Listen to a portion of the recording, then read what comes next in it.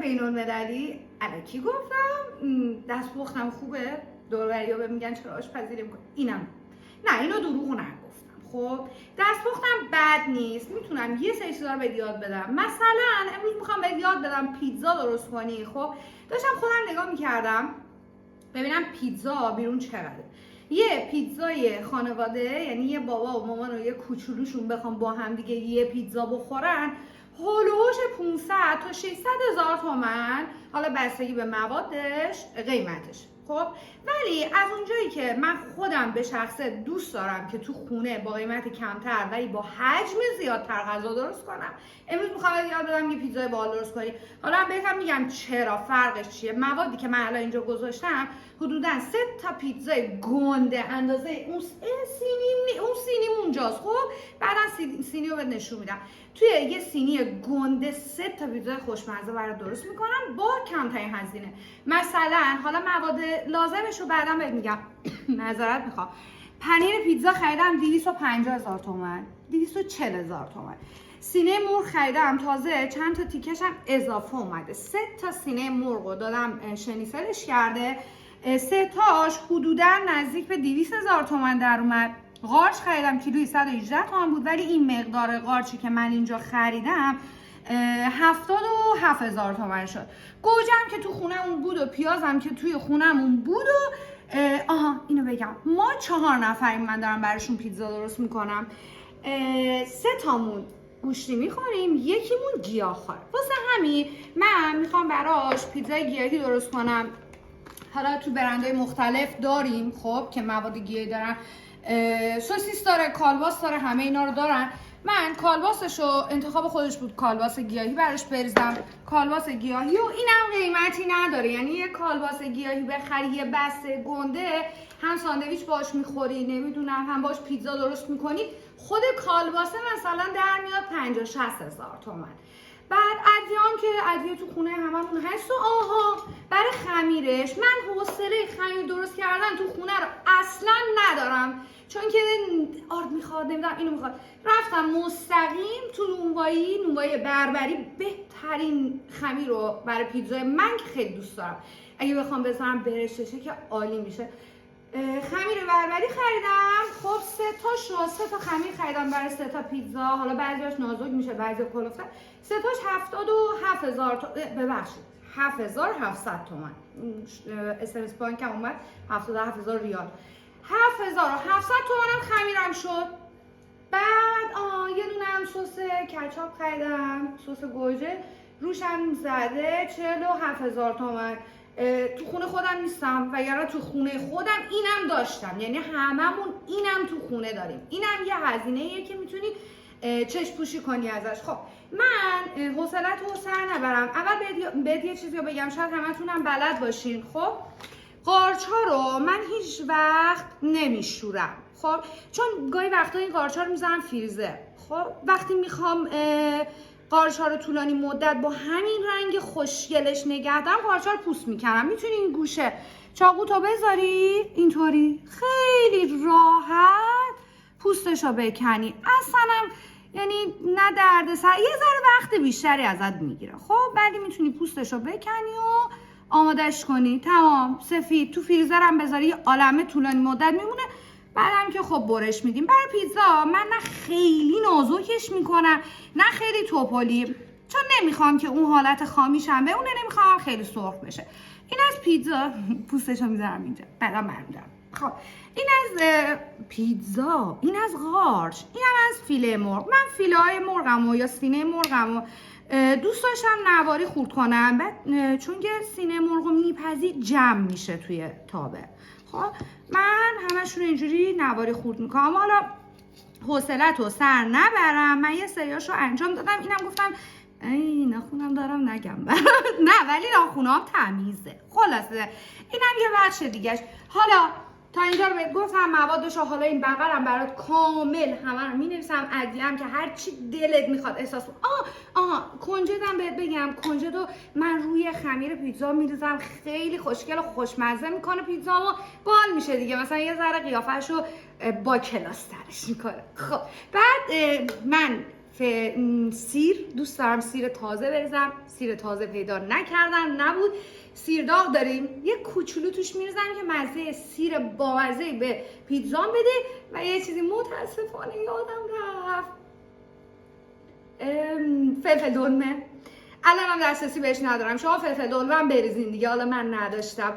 خلاصه اینطوری. حالا برو بریم برای آماده کردن اولیه مواد، بریم واسه بقیه‌اش.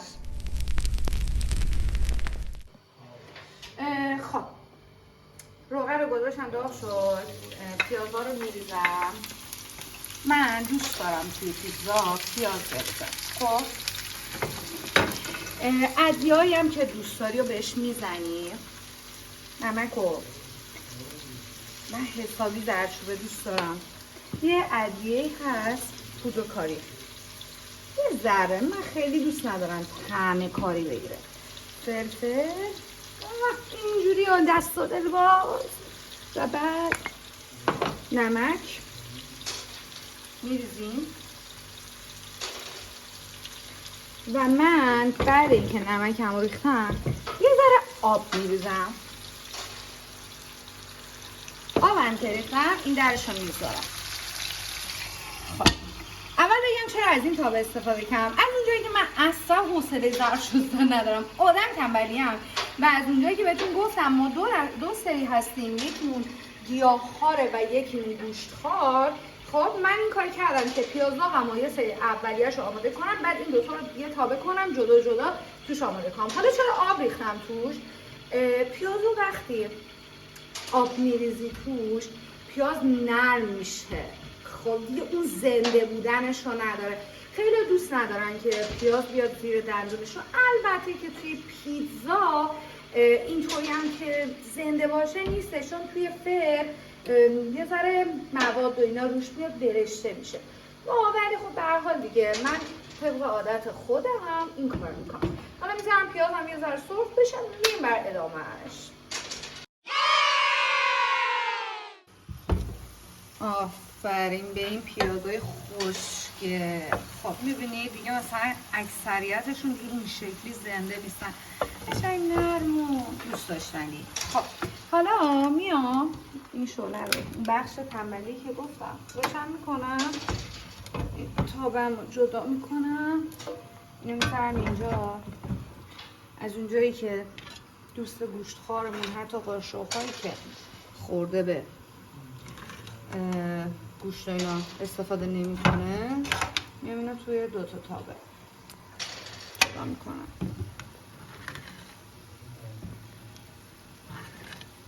هم از روغنش، چون که زیاد باشه روغنمون آخر کار روی پیتزا خیلی چرب میشه. کمتر از بین این دوتا تقسیم میکنم، ولی خب چون من میخوام این تو چیزای بیشتری سرو کنم اینو با این متفاوت میکنم. خب میایم حالا توی این مرحله قارچمون رو اضافه میکنیم. بیشتر قارچ رو میریزیم براش، این برای گیاهیمونه. خب توی گیاهی زودتر قارچ رو میریزم که آب نندازه، یعنی آبش رو قبلش بکشیم بعد بریم واسه کالباساش. توی گوشتیم که این خوشمزه رو میریزیم که مرغامون اول تفته. البته چون سینه مرغه زودم میپزه، یعنی اینطوری نیست که خیلی زمان ببره. بعد خیلی هم نیازی نیستش که دستم بخوایم خیلی بپزیمه، چون سینه مرغ سریع پخته میشه. توی فرم خب میره دیگه مشخصه دیگه. ولی میبینید سریع رنگش سفید میشه سینه مرغ. خب حالا تا این دوتا به اون نتیجه دلخواهیمون برسن شما هم الکی اینجا تماشا نگم. من که لذت میبرم از تماشاش، ولی خب میگم مثلا حوصله از سر نره، بریم تا بقیه‌اش رو دوباره بیایم اینا تفتش بدم. بعد اینکه اینو تفت دادم قارچ رو کالباس هم بهش اضافه میکنم. کالباس گیاهی رو برای این یکی هم که قارچش رو اضافه میکنم. آماده شد برمیگردم. خب تا مواد آماده شه میایم سر وقت فرمون. این فرا خیلی بامزه، قیمتشون هم خیلی مناسبه. مثلا فکر میکنم الان باید مثلا 4-5 تومن باشه. درجه اینا رو اصلا تموم ولش کن. این درجه بذار اون درجه.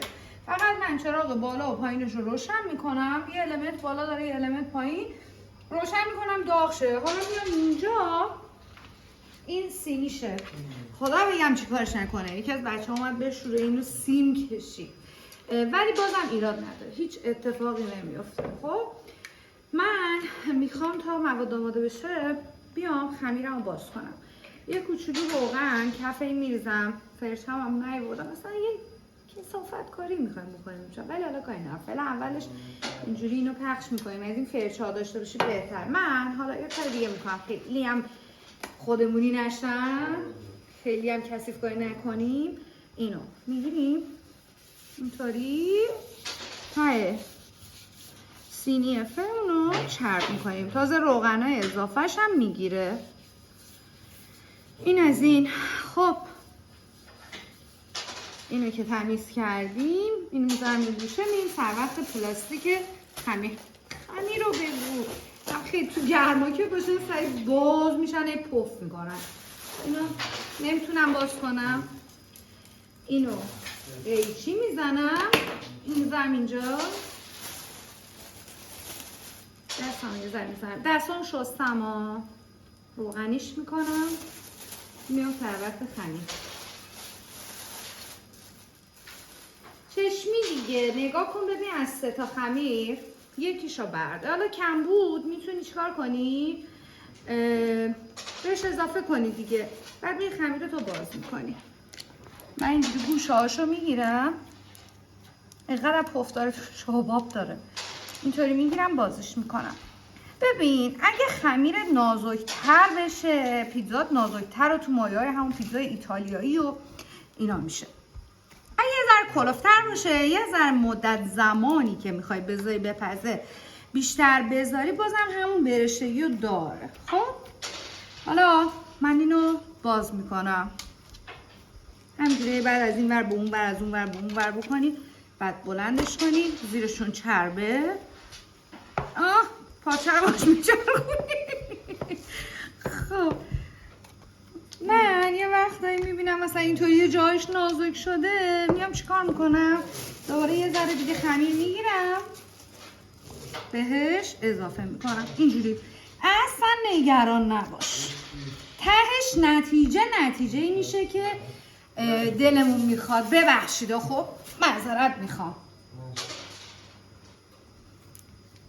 خلاص خیلی سر و صدا بود گفتم حداقل صدا رو درستم. خلاصه ببین حالا دست پرچه این برمیدارم میزنم تمیز، اینو باز میکنی. حالا یه ترفند دیگه بهت یاد میدم، خودم یه جا پیتزا سفر. ببین با اینجا دستت اینطوری میزنی، این قشنگ میاد این گوشه، بعد توپولی های خمیرت هم میگیری. حالا من الان پنیر گودا ندارم. خب اگه پنیر گودا داشتی اون پنیر گودا رو نواری میکنی، این پنیر زردا هست، اینطوری میذاری لای اینا، این لبه رو برمیگردونی. اون لبه پیتزا یه چیز کره میشه که نگم برات. ولی خب من چون پنیر گودا ندارم، حالا با همین خمیر معمولی اینم بازم خیلی انقدر خوشمزه میشه که نخوام مثلا حتما گودا بذارم. خب اینو بازش میکنم، همینجا بمونی توی پیتزا بمونی، با من خوشم یه جوری شلوغ نگم برات. خب وقتی این کار کردم چیکار میکنم؟ سس قرمزمو میپاشم روی خمیرم. اول اون سسی که از قبل داشتی استفاده کن، بعد سس جدید. معذرت میخوام بابت صدایت. خب اون فرچه‌ای که بتونه این قلم‌ها هستن برای شیرینی و اینا استفاده میکنن، زرده تخم مرغ و اینا میمالن، اگه از اون داشته باشی که اصلا خیلی خوبه. میتونی قشنگ سس گوجت رو پخش کنی یا اون روغن کفش رو پخش کنی. خب اینو پخش میکنم. این کمه خیلی هم کمه. میرم یکی دیگه باز میکنم. خوشبختانه خوبم باز میشه. محرم عجب چیزایی ده، مدیونی فکر کنی 1000 تومن بابت تبلیغات بهم میدن، باور کن. ولی خلاصه موادش محصولاش قیمتش هم خوبه، کیفیتش هم خوبه. خب می‌بینیم همه‌شون صدا دارن. خب قشنگ حسابی دستت به کم نره. این سوسه که میزنی اصلا کف پیتزا یه طعم خیلی خوبی میگیره. خلاصه خودم دهنم آب افتاد.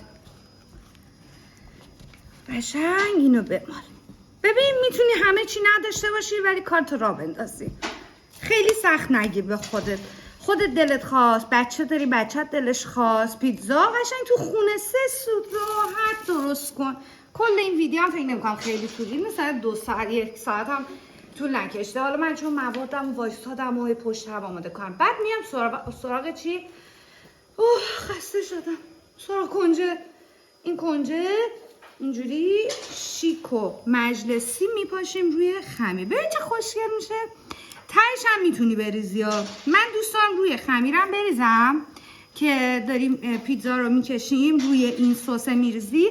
چه اتفاقی میفته؟ کنجه داد نمیریزه، الان میچسبه کفش. خب بعد اینکه کنجه دار ریختم من میام چیکار میکنم؟ وسایل که اینجا ریخته بودم جمع میکنم میذارم این بعد میرم سر پنیر. من پنیر رو ترجیح میدم. حالا اگه خواستی پنیر زیاد بخوری میتونی همین زیر بریزی، هم بعدن که موادتو درست کردی بریزی روش. اگر نه فقط زیر. من زیر میریزم چون این خودش باعث چسبندگی میشه، مواد میچسبه به پیتزات، به خمیر. قشنگ خوشمزه. هر چقدر خودت دوست داری دیگه، بسته به ذائقه خودت. پنیر بریز. بچه داری بیشتر بریز بذار کیف کنه.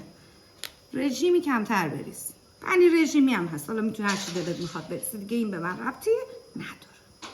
من تا اونجایی که به من ربط داره توضیح میدم. این هم پنیرش. خب یه دقیقه قطع کنیم. خب برم ببینم مواد اگه آماده شده بیارم بریزم روش. باشه فعلا بود بریم. پیر شدم ولی بالاخره اینا آماده شد. خب هم مواد گیاهیمون و هم مواد گوشتیمون آماده شد. حالا میخوام برم بچینمش. این بچه هم از اون موقع از گرسنگی هی به ما نگاه کن. بی مامان نوش جونت عزیزم. خلاصه بریم برای مواد. ولی خداییش اونجوری که من دوستش دارم نمیدونم من دوست دارم. من حالا کاری ندارم. این فلفل دلمای نازنینم یادم رفت. خب میام پیزام رو به 4 قسمت تقسیم میکنم دیگه. حالا ذهنی تقسیم کنید دیگه. اینجوری ببین اینجوری میکنم، اینم اینجوری میکنم، 4 تا میشه. یه بخششو گیاهی میریزیم. خب حالا شما میتونید جدا جدا درست کنید دیگه. من به خاطر زیق وقت چیکار کردم؟ سعی کردم که تو هم بذارم و اینکه یکی منتظر بمونه 3 تای دیگه غذاشون رو بخورن. خب ستمه دیگه. این از این. خب چون که ما بعدا میخوایم چند تا پیتزای دیگه هم بزنیم، من نگم براتون چه بوی داره، چه به نظر میاد طعمی داره. خب بقیه هم که دیگه اینطوری گوشتی. من یه ذره فاصله میدم بین این خطا با گوشتیه.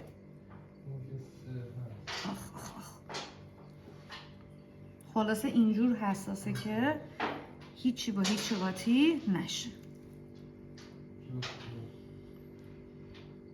قشنگ همه جا هم گوشت بریزید، هم مرغ بریزید. گوشت، راستی گوشت گفتم، میتونی گوشت هم بریزی. هم گوشت این شکلیش کنی، هم گوشت چرخ کرده. من مثلا دوست دارم گوشت چرخ کرده باشه. البته با گوشت هم دوست دارم.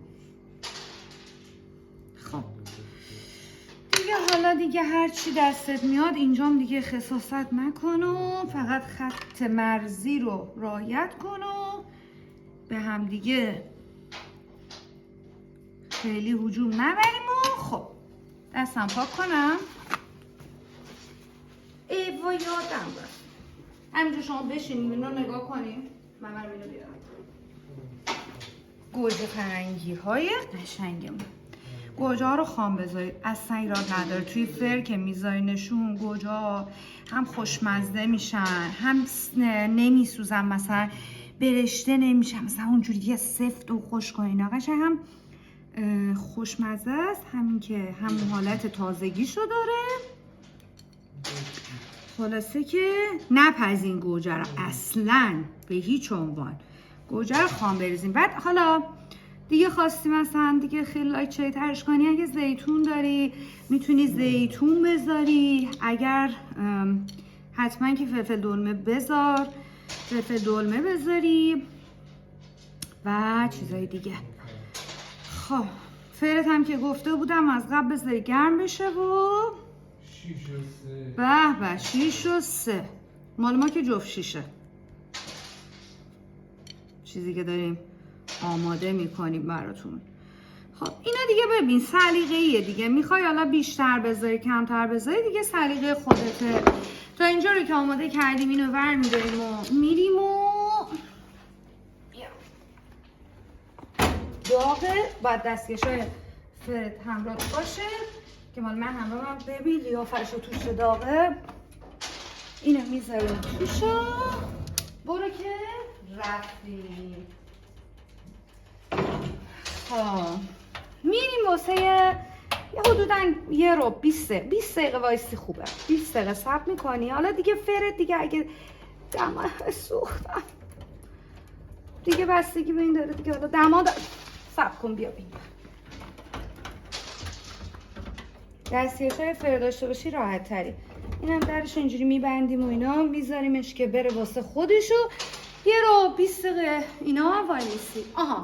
اگه خواستی روش پنیر با این فلفلا باشه روش پنیر بذاری میتونی مثلا 5 دقیقه مونده از فر درش بیاری بیرون، یه کوچولو روش پنیر بریزی بذاری توی فر که آماده بشه.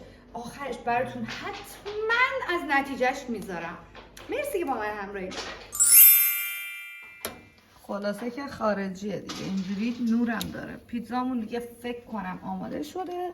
منم بیام این فلفلای قشنگم کارشو کردم. الانم یاد گرفتم موارد ایمنی رو رعایت کنین، چراغ خاموش کنین، فر خاموش کنین و خوشمزه لعنتی رو از فر در بیارین. اینو نباید خورد. به قول نقی که این پیتزا رو باید سرمه کرد، کشید بهش این زیرش. این هم جدا شدنش. میذاری این رو دیگه. حالا برش میزنی اونجوری که دلت میخواد میذاری. خب نتیجه کارمون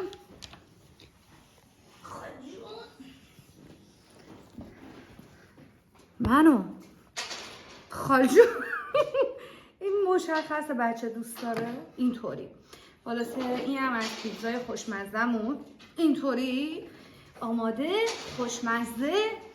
بعد میتونی با سس مایونز و سس قرمز درستش کنی و بخوری. دیگه نگو الان گرونه نمیخرم با کمترین هزینه. حالا من برای 3 تا شد مثلا 700 تومن، ولی تو میتونی واسه یه دونهش با 200,000 تومن مواد بخری و آمادهش کنی و بخوری. نوش جونت باشه. خدافظ.